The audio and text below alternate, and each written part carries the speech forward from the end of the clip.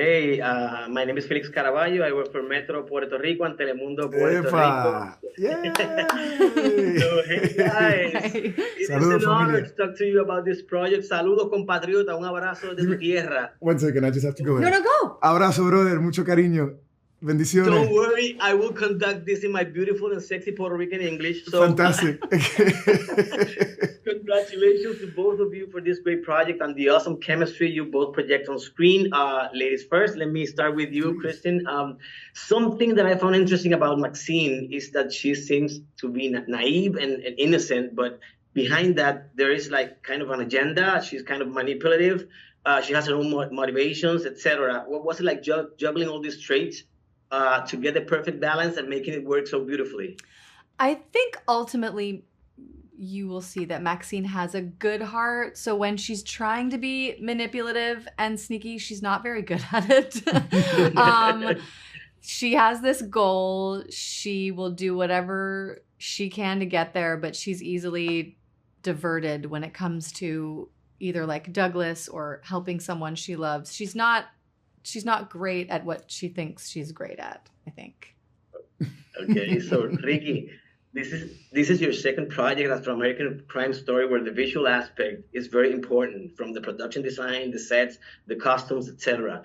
So I was wondering, before deciding on a project of this size, this magnitude, what do you focus on? The character, the story, the production values? Is it equally important, or what do you give more weight to? Hey, come on. You know, I'm going to be really honest. When they told me who was going to be part of this show, I said, come on, it's incredible not to say yes, to be able to have the opportunity to work with the people that I had the opportunity to work with. I'm talking about people that have done so much for the industry, for acting, and to be able to work with you, it's been amazing. It's been beautiful. And then on top of that, you have a story that it will be of impact, because it has a social message behind it all. Mm-hmm. and my character, just to be able to shed some light in the reality that, you know, of what many men, it doesn't matter if it was in the 60s, the 70s, the 80s, the 90s. Yes. Today, men are struggling with their sexual identity in many aspects, yes. Not only here in America, but all over the world. Yep. So for me, it's very important to be part of projects that will, you know, the people will watch the series and then go home or go to sleep, you know, with an exercise, with homework, with mental homework, and for me it was wonderful to be able to attack those, you know, from those two fronts. And you did it beautifully. Yeah. Thank you. Yes, I mean there's no one else that could have done Robert. Thank you. Gracias. That was my next question, Kristen. You guys have a lot of scenes together, so tell me about your partner. The chemistry is there, both in the dramatic, emotional sequences and in the comedic scenes. So, and that can be very complicated. You both were great. So tell me about working with Ricky. Well, I think in the beginning of the show, too, more of the comedic stuff was between us, and that just the way we sort of argue with each other. And I don't know, they have this sort of love-hate relationship. They're both hiding things. I feel like he's exposed me. Like when I look at Robert, it's like, oh, he knows who I am.